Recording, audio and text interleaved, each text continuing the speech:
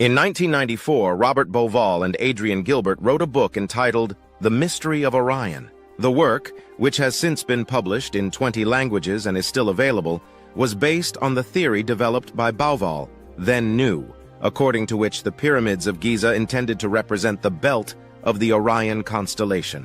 The evidence in support of this theory is beyond the scope of this book, but as a secondary theme of the book had also discussed the Egyptian legend of the phoenix, or a bird Bennu said.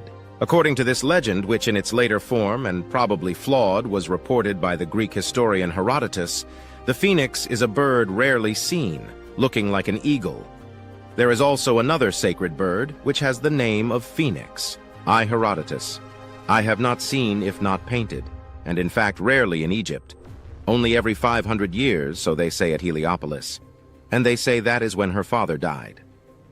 If resembles her image painted its size and its appearance are like, tell you, has the plumage in part gold, partly turned red, and in size and shape resembles more an eagle. And he tells her this enterprise, which for my part I do not believe.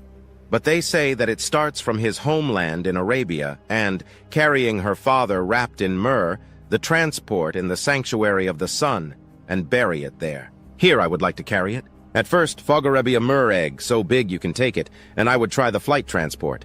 It made the attempt, would drain the egg for storing the father, and would cover with the other myrrh to the point where he would, after emptying the egg, introduced his father, which, placed inside, restabili would the original weight, and resealed the egg, would deliver in Egypt to the sun sanctuary.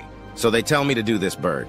In 1997, several years after the publication of The Mystery of Orion, I had the pleasure of meeting Dr. Victor Klube, then senior lecturer in the Department of Astrophysics at Oxford University. As an expert on comets and asteroids, he was one of the few to speak of the possibility that in the near future, the Earth would be affected by one or more asteroids of medium size. During our meeting, Dr. Klube left me nodding stucco to the probability that the Egyptians had actually witnessed meteorite impacts. He explained that such events do not occur isolated and are usually associated with the appearance of a comet parent body, or fragments of a comet, or from which the meteorites came off. Comets, said Klube, begin life in the form of bodies that revolve around the sun along orbits that go far beyond the solar planetary system. However, through the interaction with the gravitational tie-in of other stars or simple collisions with comets may affect their trajectories. These random events can even cause changes so radical orbit of a comet to cause it starts to periodically visit the inner solar system. Although they have the appearance of dark objects difficult to detect even with a powerful telescope when they are very far away, these are the comets we see. This is because as they approach, the sun becomes bright. The solar energy melts a part of the ice that composes and other more volatile chemicals that hold them together. And due to evaporation of these materials, the comet develops one or more long tails. Stripped of its most volatile components, the rest of the comet mass is then divided to form a so-called swarm of rocks. The size of the latter can vary from pebbles as large as a pea or smaller, up to huge boulders of more than 1 kilometer in diameter. If the Earth were to be affected, knows a specimen of the latter, this is likely to cause a mass extinction event similar to that which it attributes the demise of the dinosaurs. Fortunately for us, such events do not seem to happen more than once every 50 or 100 million years. Nevertheless, minor events occur much more frequently. Earth, on average, is hit by a boulder the size of 100 meters once every 100 years or so. Dr. Klube then explained to me that a number of years his team was following a particular cluster of comets. He told me that represented the remains of a supercomet that, according to their calculations, had entered for the first time in the solar system around 30,000 BC. All volatile components of this cometa were washed away by time due to the solar wind. What remains today, it is made up of a mass of rocks rather scattered. From an in-depth analysis of the recorded by ancient Chinese astronomers, Kuramen data shows you that this cluster crosses the Earth's orbit every 500 years. Every time it does, there is a strong probability that some rocks collide with the Earth in the form of meteorites. This phenomenon, says Klube, is what seems to have determined the meteorite cults of the Egyptians and other peoples. In addition to the fairly large meteorites to survive passage through the atmosphere, perhaps many more like meteors burned, illuminating the sky with a real show of fireworks. Anyone assistes to such events could have supposed that they were stars falling from the sky. A subsequent discovery of the rocky remnant of a similar star would be interpreted as a sign that the gods had laid an egg, the egg of the phoenix. There are several observations to make about this story, which seems to be another reference to the sacred meteorites. First of all, the Sanctuary of the Sun, mentioned by Herodotus, is a Heliopolis building, today a suburb of Cairo, known as the Temple of the Phoenix. In it was an underground well or sanctuary, which had a central obelisk sacred to the Egyptian phoenix or Bennu. Contrary to the description of Herodotus, it is described in ancient Egyptian literature and also in the form of hieroglyphics on the walls of temples, with the appearance of a gray heron rather than that of an eagle. Beyond any legend concerning its role in burying his father in Heliopolis, usually his appearances were seen as heralding the start of a new era or creation, and intermediate periods between appearances could be much longer than 500 years. The Egyptologist R.T. Rundle Clark has linked the appearance of the phoenix with the dawn sun shines on a pyramid, standing stone, called the benben. The unfolding of a new era matched the beginning of a new day, a new year, a new Sirius, or any other cyclical period cycle.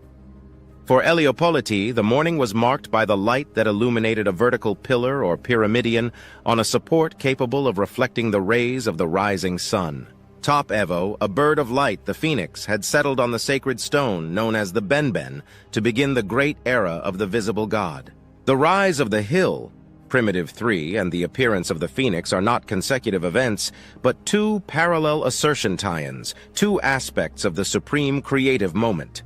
In graphic arts, the phoenix was portrayed as a gray heron perched on the cusp of a kind of stele topped by a pyramidion rundle, described by Clark. During the ancient Egyptian kingdom, it had actually existed a vertical column in the Temple of Heliopolis, known as Pillar of Atum, referring to Atum, the local name given to the sun god. On top of it, he stood a stone spire called benben, and the combination of the two represented the prototype of all subsequent obelisks. The word benben is interesting in itself, as in the ancient Egyptian language, the root well was linked to sexual reproduction, seed, copulation, fertilization, etc. At the same time, in the Hebrew language, well, still it has the meaning of son of. The Egyptian phoenix is called Bennu, Iwelnu, which is very similar to well Nut. Since Nut was the name of the goddess of the sky, mother of Osiris and his brothers, Welnu probably it means son of the goddess of the sky. If this is correct, the Bennu was probably connected to Osiris, the most important son of Nut, the sky goddess. Meanwhile, references to celestial goddess and her children naturally brings us to the meteorites and the probability that the original benben stone was actually similar object of worship. But we may assume that this is not one of the many meteorites found in the desert, and it was found shortly after he saw him fall to the earth. Being on fire as it passed through the atmosphere, it would have the appearance of a firebird. However, when people came to look for him on the point of impact, there would be no trace of any bird. The only thing you would find, and only if they had been lucky ones, was the bird's egg, a meteorite that was cooling. But what might have thought is that these rocks originated from comets. Although it seems likely, we do not know for sure if the benben was a meteorite from this cluster. However, whatever it was, at the beginning of the Egyptian Middle Kingdom, circa 1991 BC, and the benben, that the pillar on which Atum was once nestled seemed to be lost. It is likely that this happened during the Old Kingdom and before the start of the 5th dynasty, about 2494 to 2345. In the Mystery of Orion, we have stressed the fact that the kings of this dynasty built their pyramids at Abusir.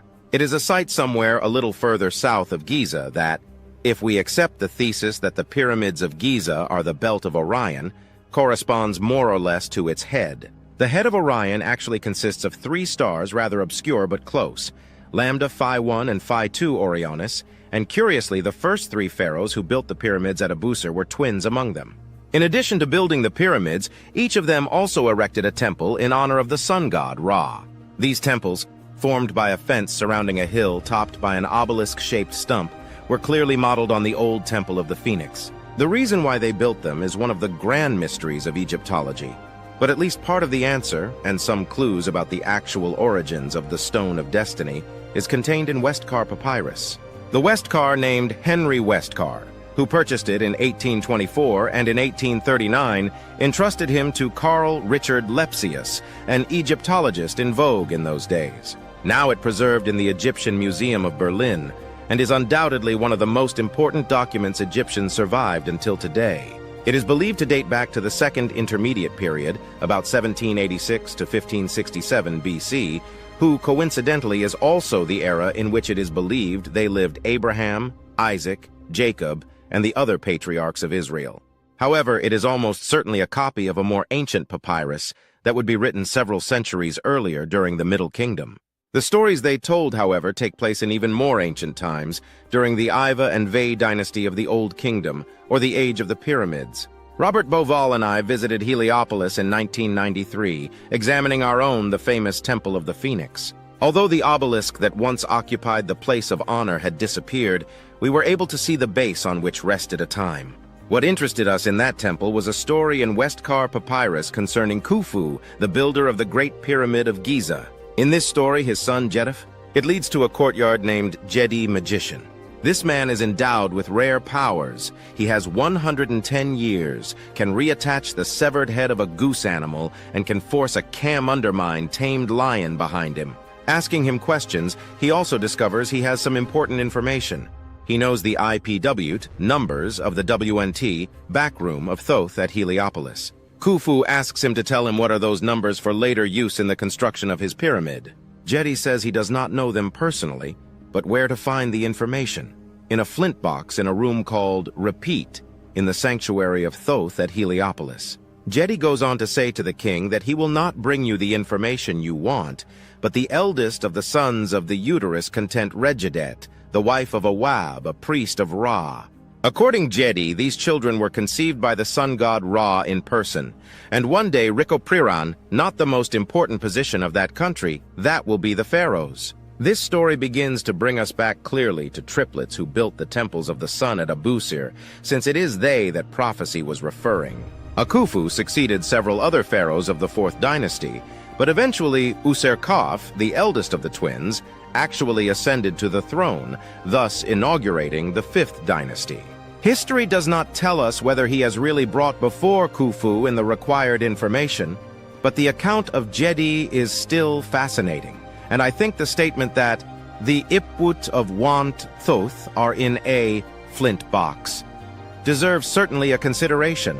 Judging by appearances, the suggestion that a box was made of flint seems very strange. There, of flint mines in the eastern desert of Egypt and up to the Iron Age, flint stones continued to be used as various tools and house surgical instruments. However, from a stabbing to a practical standpoint, the idea that the flint had been used at any time to manufacture a box where to keep secret information seems very unlikely. First of all, it does not lend itself to the purpose. By its nature is brittle, and although it can be used instead of brick as a building material, its use is mainly referring to the manufacture of weapons such as spears and arrowheads. My feeling, therefore, is that in this sense, the accepted translation of the papyrus Westcar is wrong.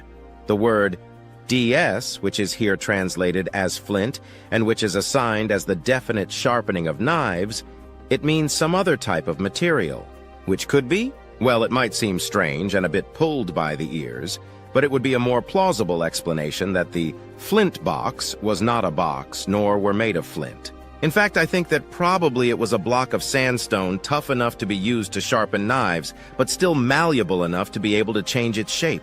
This sounds remarkably similar to the Stone of Destiny, or at least, if not to the stone we know today by that name, at least to a very similar stone. The reasons that lead me to make this statement are based on the geometry, because the numbers of Thoth constituted the system of proportions that oversaw the construction of the Great Pyramid. Surprising as it may seem, the Stone of Destiny gives us a geometric way to